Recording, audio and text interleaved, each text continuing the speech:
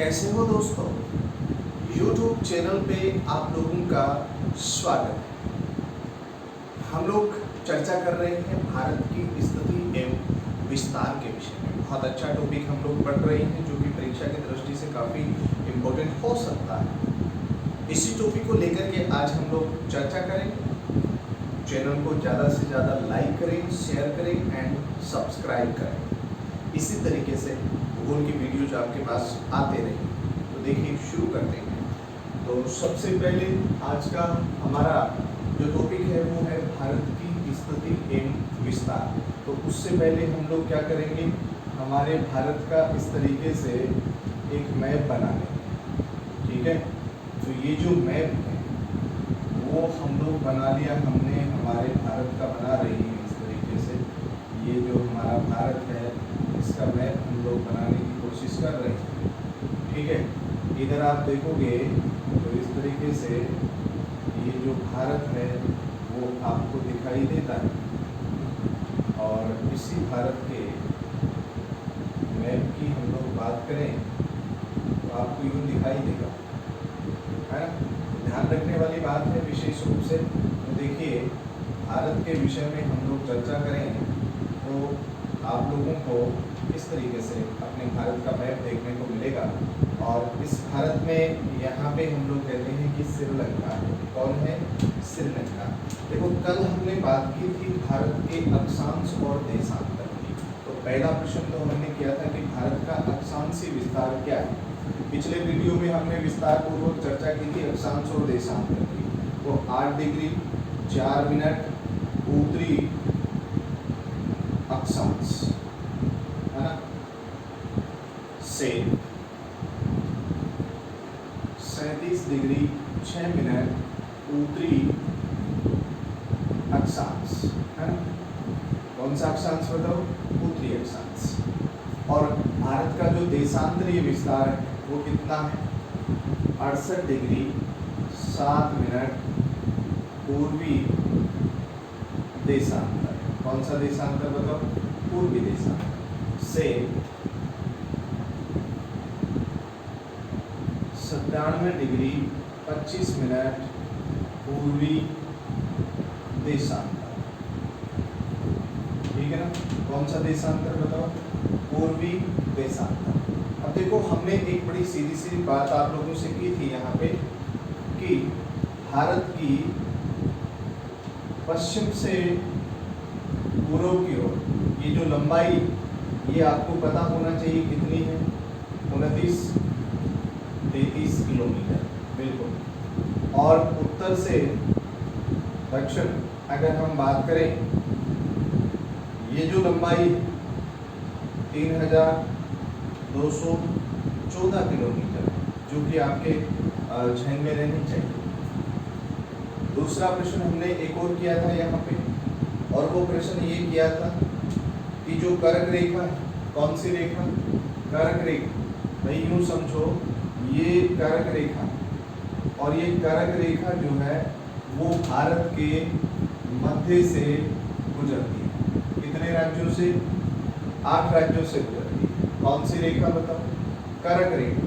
कर्क रेखा भारत के 8 राज्यों से गुजरती है, जो कि हमने पिछली कक्षा में एक विस्तार पूर्वक चर्चा इसकी की थी, जो कि अपना पिछला जो वीडियो है वो आपको देखना चाहिए।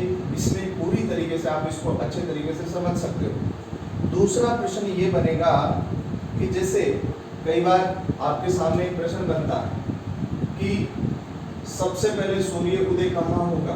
तो सबसे पहले सूर्य उदय होगा कि बीथु। देखो कि बीथु कहाँ पे है? तो आपको कहना है अरुणाचल प्रदेश। बोलो कहाँ पे है? अरुणाचल प्रदेश। ये यहाँ पे क्या है बताओ? कि बीथु। भाई सबसे पहले सूर्योदय यहाँ होगा और उसके बाद में सबसे बाद में सूर्य कहाँ उदय होगा? तो आपको याद रखना है गुहार मोती। और ये गुहार मोती कहाँ किसका है? गुजरात का है। किसका है बताओ? ये गुजरात का है। क्या बताओ? गुहार मोती। तो ये चीज आपके जहन में रहनी चाहिए, है ना। अब देखो आजकल क्या है कि पहला प्रश्न तो आप लोगों के सामने ये बनेगा कि भाई देशांतरीय अंतर क्या है। तो देशांतरीय अंतर इन दोनों का निकालना पड़ेगा। इन दोनों का देशांतरीय अंतर निकालोगे तो कितना आएगा, तो आपको कहना है 29 डिग्री 30 मिनट। 29 डिग्री, देखिए अंतर अगर निकालोगे तो 29 डिग्री 18 मिनट रहेगा। देशांतरीय अंतर क्या है ये बताओ। देशांतरीय अंतर, देखिए एक चीज ध्यान रखना है, हमारी जो पृथ्वी है वो दो तरीके की गतियां करती है। कितनी करती है? दो तरीके की गतियां करती है पृथ्वी। तो दो तरीके की गतियां भाई कौन कौन सी करती है? तो देखो पृथ्वी की गतियां, पृथ्वी की गतियां, अगर ये आपको जानना है तो दो प्रश्न आपको ध्यान में रखने हैं। एक तो गति होती है कौन सी? घूर्णन गति, और एक होती है, इसी को कहते हैं परिभ्रमण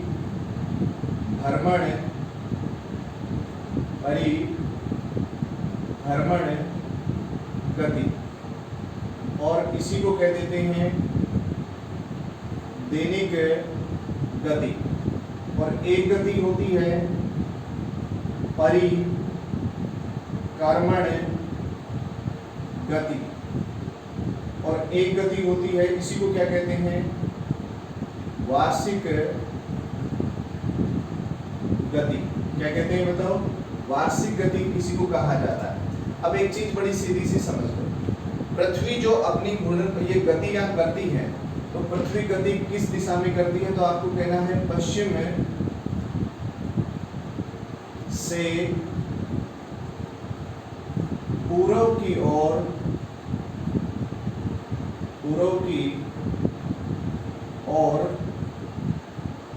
गति करती है। भाई पृथ्वी किधर गति करेगी? पश्चिम से पूर्व की ओर गति करेगी। अब देखिए जब ये पश्चिम से पूर्व की ओर जब गति करेगी तो इसका पूर्व का स्थान जो है वो सूर्य के सामने क्या आएगा? पहले आएगा। इसीलिए सबसे पहले सूर्य उदय कहाँ होगा? भारत के पूर्वी भाग में होगा, और उसके बाद में कहाँ होगा?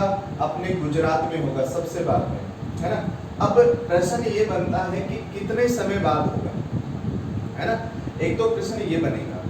दूसरा प्रश्न ये बनता है कि जो पृथ्वी की घूर्णन गति होती है ना, घूर्णन गति से आप यूं समझो दिन और रात बनते हैं। घूर्णन गति का मतलब होता है जब पृथ्वी अपने ही अक्ष पे पश्चिम से पूर्व की ओर घूर्णन करती है, ऐसे घूमती है ना।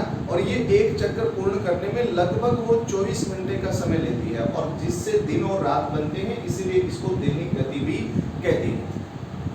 परिक्रमण गति का मतलब होता है कि जब पृथ्वी सूर्य के चारों तरफ परिक्रमा करती है पश्चिम से पूर्व की ओर, जब वो परिक्रमा करती है तो अपनी एक परिक्रमा पूरी करने में 365 दिन लगभग 6 घंटे का समय लेती है। और जिसके कारण हम लोग कहते हैं कि जो साल में 365 दिन होते हैं और उसके अलावा थोड़े से 6 घंटे और देखने को मिलते हैं, तो इसकी ये जो गति होती है इसको कहते हैं परिक्रमण गति। और परिक्रमण गति से आपको समझना है बनती है ऋतुएं। क्या बनती है? ऋतुएं बनती हैं। तो ये चीज आपको समझनी है। अब देखो सीधी सी बात है। अब दूसरा प्रश्न ये है कि हमारी जो पृथ्वी की हम लोग बात करें तो देखो पृथ्वी पर देशांतर रेखाएं कितनी है? देशांतर, वैसे आप लोग कह सकते हो देशांतर व्रत कह सकते हो, अर्धव्रत कह सकते हो, या देशांतर रेखा मान लो इसको एक बार। रेखा माने तो कितनी है टोटल? तो आपको कहना है 360 डिग्री। कितनी है बताओ? 360, है ना। आप यूं भी कह सकते हो क्योंकि ये अर्धव्रत होते हैं तो इसलिए हम इनको देशांतरीय व्रत कह सकते हैं, अर्धव्रत कह सकते हैं, देशांतरीय रेखा कह सकते हैं, उत्तरी ध्रुव को दक्षिण ध्रुव से मिलाने वाली काल्पनिक रेखाएं कह सकते हैं। अब देखो 360 है। बड़ा सीधा सा प्रश्न ये बनता है कि पृथ्वी 24 घंटे में अपनी घूर्णन गति पूर्ण करती है। सीधा सा सिंपल सा समझ लो। देखो तो 24 घंटे में पृथ्वी जो है वो कितने देशांतर घूमती है सूर्य के सामने, तो आपको कहना है 360 डिग्री। कितनी घूमती है? 360 डिग्री 24 घंटे में घूमती है। अगर वो 24 घंटे में 360 डिग्री घूमेगी तो 1 घंटे में कितना घूमेगी? तो देखो बड़ा सिंपल सा आप लोग यहाँ पे लगा सकते हो कि 360 डिग्री कितने 24 घंटे में, कितने घंटे में 24। तो आप इसको अगर कटिंग करोगे तो कितना आएगा 15 डिग्री। तो मतलब पृथ्वी 1 घंटे में कितना घूमेगी? 15 डिग्री घूमेगी, है ना, ये ध्यान रखना। और एक देशांतर घूमने में, एक देशांतर पार करने में सूर्य के सामने 4 मिनट का समय लेती है। कौन लेती है? 4 मिनट का समय लेती है। कौन? पृथ्वी। अब भारत से लगभग यूं मान लो कि आप 30 देशांतर रेखाएं गुजरती हैं। कितनी? 30। तो भारत से अगर 30 देशांतर रेखाएं गुजरती हैं तो आपको क्या करना है? देखो ये 30 देशांतर रेखाएं इस तरीके से भारत से गुजरेंगी, तो आपको क्या कहना है कि भाई एक को पार करने में 4 मिनट लगती है, तो 30 को पार करने में कितना समय लगेगा? तो आपको कहना है लगभग 2 घंटे का समय लगेगा। कितना? देखो सीधा सा गुणा कर लो इसको, 120 मिनट आ जाएंगी। अब 120 मिनट के आप घंटे बना लोगे तो कितना आ जाएगा? आपके पास लगभग 2 घंटे का समय आ जाएगा। तो आपको कहना है देखो यहाँ सूर्य केबिथु में 2 घंटे पहले उदय होगा और गुजरात में 2 घंटे बाद उदय होगा। ये चीज आपको अच्छे तरीके से समझ लेनी चाहिए। गुजरात में कितने समय बाद होगा? 2 घंटे बाद उदय होगा। अगर आप ये कहो कि नहीं सर हम तो एग्जैक्ट जानना चाहते हैं, क्या जानना चाहते हैं? एग्जैक्ट जानना चाहते हैं, बिल्कुल सही जानना चाहते हैं, तो भाई कोई बात नहीं है। आप देखो 29 को गुणा कर लो पहले किससे? 4 से। अब 4 से 29 को गुणा करोगे तो 9 चौक 36 और 4 दूनी 8, 8 3 11, तो ये क्या होगी? 116 मिनट आ गई, है ना। इस 16 मिनट को आप इसी तरीके से याद रख लो।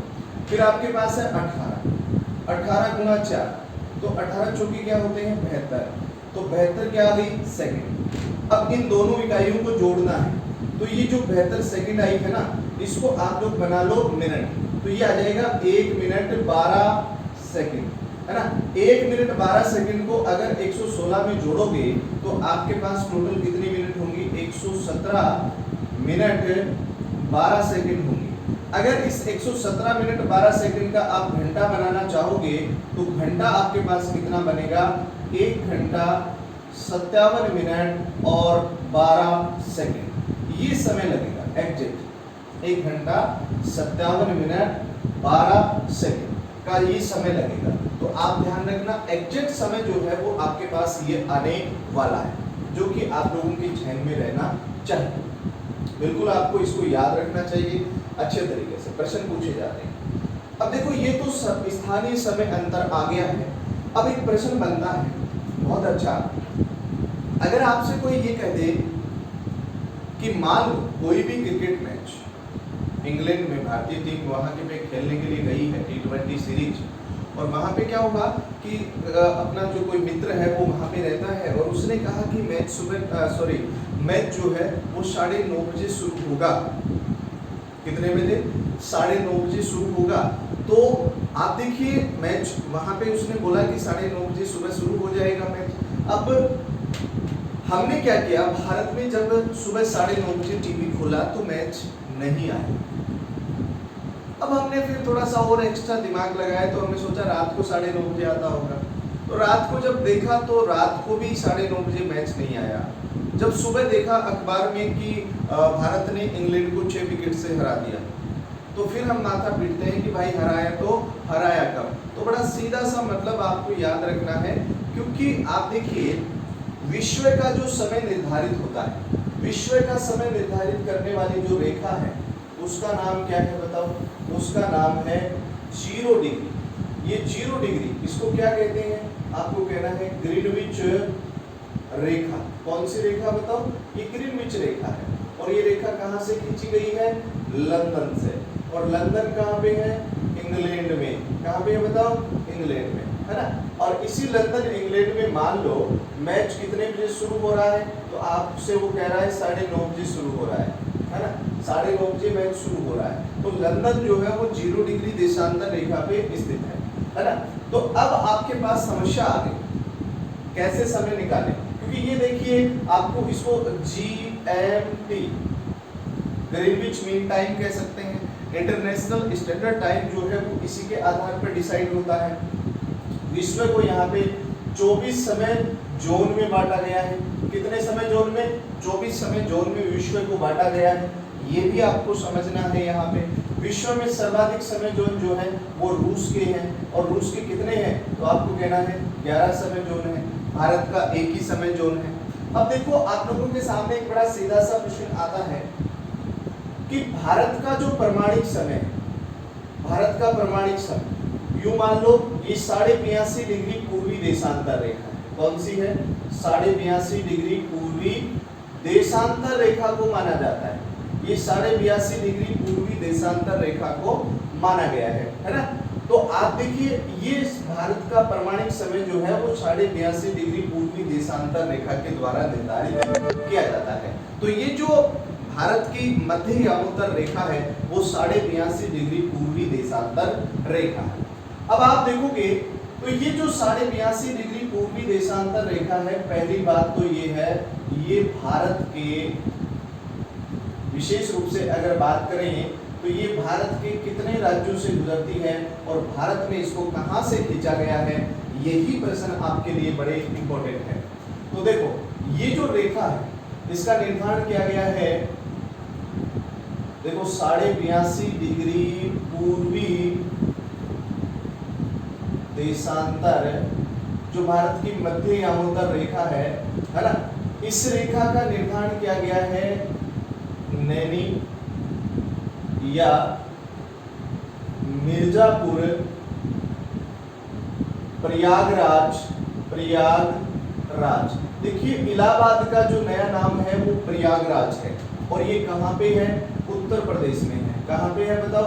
उत्तर प्रदेश में। तो एक बात समझना, ये भारत का प्रमाणिक समय जो है वो नैनी इलाहाबाद उत्तर प्रदेश से इसका निर्धारण किया गया है। अब देखो पहली बात तो ये है कि ये जो रेखा है एक तो गुजरती है कहां से? यूपी से, एक गुजरती है मध्य प्रदेश से, एक यहाँ पे ये देखिए यहाँ पे एक दूसरे को काटती है कहां पे? छत्तीसगढ़ में। एक बात ध्यान रखना, कर्क रेखा और 82.5 डिग्री पूर्वी देशांतर रेखा एक दूसरे को छत्तीसगढ़ में काटती हैं, और ये दो राज्यों में प्रवाहित होती खींची गई है, एक तो मध्य प्रदेश और छत्तीसगढ़। लेकिन एक दूसरे को काटेंगे कहाँ पे? तो कहना है छत्तीसगढ़ में काटेंगे। ध्यान रख लेना है, बड़ा सीधा सा प्रश्न है ना। उसके बाद में ये जाती है कहाँ पे? ओडिशा। ओडिशा के बाद में ये कहाँ जाती है? आंध्र प्रदेश। आंध्र प्रदेश।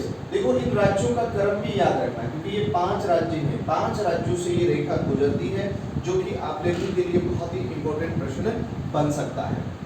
दूसरा प्रश्न अगर आप लोगों को यहाँ पे ध्यान में रखना है तो वो क्या है कि भाई विश्व का समय तो निर्धारित होता है 0 डिग्री रेखा के द्वारा, 0 डिग्री मध्यांतर रेखा के द्वारा, जो कि लंदन इंग्लैंड से खींची गई है। इंग्लैंड का ग्रीनविच शहर है वहां से खींची गई है। कौन सा शहर? ग्रीनविच शहर से। अब भारत का समय ग्रीनविच रेखा से कितना आगे है? तो पहली बात तो ये है कि भारत जो है वो ग्रीनविच रेखा के पूर्व में स्थित है, और हमेशा ध्यान रखना पृथ्वी का जो पूर्वी भाग है वो सूर्य के सामने पहले आता है। तो इसलिए एक चीज समझना कि पूर्व का समय हमेशा आगे होगा। कोई भी स्थान अगर ग्रीनविच रेखा के पूर्व में है तो उसका समय आगे होगा, ये आपको जानना है जरूरी। तो उसका समय क्या होगा? आगे। अब देखो हमारा समय ग्रीनविच रेखा से कितना आगे है, तो यूं समझो कि ये 0 डिग्री देशांतर रेखा है और ये 82.5 डिग्री पूर्वी देशांतर रेखा है ना। अब यहाँ पे हमने कहा कि लंदन में 9:30 बजे है, सुबह के बजे है, तो इसका मतलब AM है यहाँ पे। अब क्या करना है? सबसे पहले हमें देशांतरीय अंतर निकालना है। तो देशांतरीय अंतर अगर 82.5 में से 0 घटाओगे तो कितना बचेगा? 82.5 बचेगा। अब 82.5 अगर आपके अंतर कितना आया? देशांतरीय अंतर, तो ये कितना आया? तो आपको कहना है 82 डिग्री 30 मिनट का आ गया है। अंतर कितना आया? 82 डिग्री 30 मिनट का। अब बड़ा सीधा सा प्रश्न है, पृथ्वी सूर्य के सामने एक देशांतर को पार करने में समय कितना लेगी? तो आपको कहना है वो 4 मिनट लेगी। तो 82.5 को किससे गुणा करोगे? 4 से। किससे गुणा करोगे? 4 से। तो देखो पहले 82 को गुणा कर लो किससे? 4 से। तो कितना आया 8 और 8 चौक देखिए 8 चौक क्या हो जाएगा 32 है ना, क्या हो जाएगा 32। तो देखो यहाँ पे आप लोगों को सीधा समझना कितने मिनट आ गई 328। अब आपने क्या किया 30 को गुणा किया किससे 4 से, तो ये तो मिनट है। अब 30 को गुणा किया 4 से तो कितना आएगा बताओ 120 आ जाएगा। क्या आ जाएगा 120। ये सेकंड होंगी, इस सेकंड को मिनट बना लो, तो मिनट बनाओगे तो 2 मिनट हो जाएंगी। अब 2 मिनट को इसमें जोड़ दो, ये 2 मिनट आपने जोड़ दी, तो आपके पास टोटल कितनी मिनट बनी, तो आपको कहना है 330 मिनट आ गई। अब 330 मिनट के घंटे बना लो।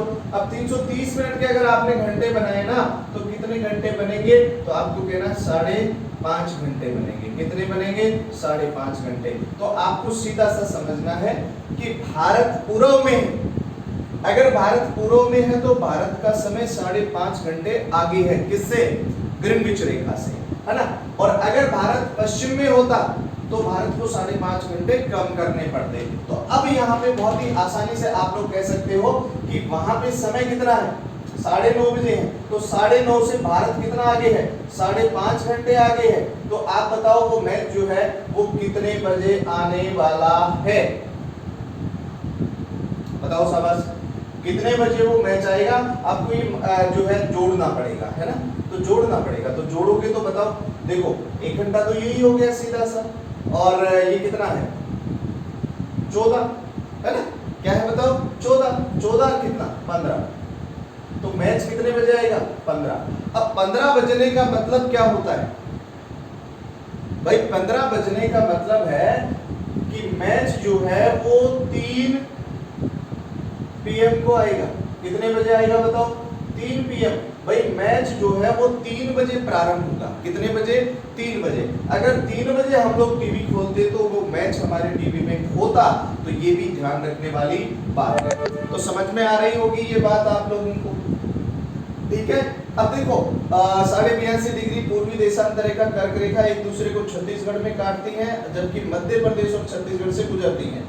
भारत का प्रमाणिक समय 82.5 डिग्री पूर्वी देशांतर के द्वारा निर्धारित किया गया है। प्रमाणिक समय है ना, इंडियन स्टैंडर्ड टाइम 82.5 डिग्री पूर्वी देशांतर रेखा नैनी मिर्जापुर प्रयागराज से खींची गई है, जिसको माना गया है, जो लगभग भारत के मध्य से गुजरती है। हालांकि भारत में अब 2 मानक की मांग उठ रही है, लेकिन अभी ये संभव नहीं है। तो ये भी एक स्थिति आपको यहाँ पे देखने को मिलती है।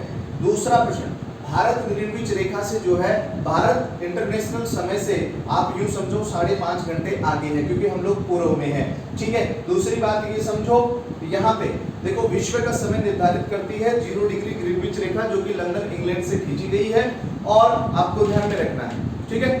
तो ये इस तरीके से हमने बात की, और भारत का जो समय अंतर है पूर्व से पश्चिम की ओर सूर्य उदय होने में वो 2 घंटे का है लगभग। कितना है 2 घंटे का। तो आज के लिए इतना ही। जय हिंद जय भारत।